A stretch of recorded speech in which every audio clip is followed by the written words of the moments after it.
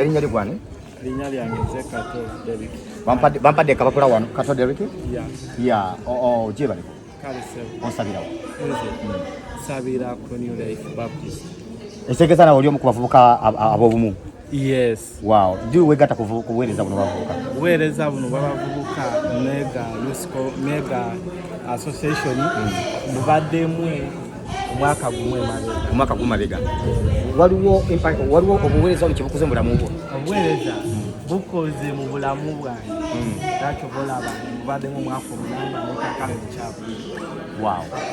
Nekakano kyabulimu.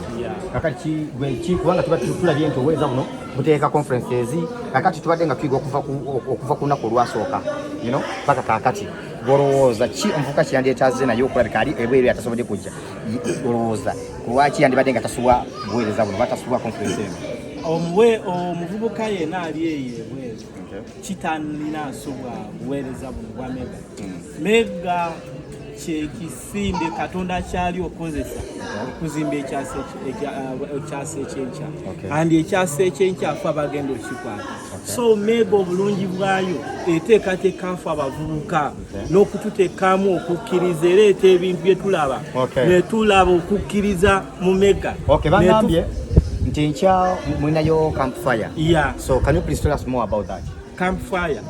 Campfire eriyo olunaku olw'enkya. Wow. So buli omu ajje? Buli omu. Okay. Yeah. So waliwo omusajja gwendabye wano gwe bayita Joshua naye abaniza nnyo ku gundi naye katumufuneko tulabe okuba nti naye atubuulira ogundi ono y'omu ku bakulembeze be tulina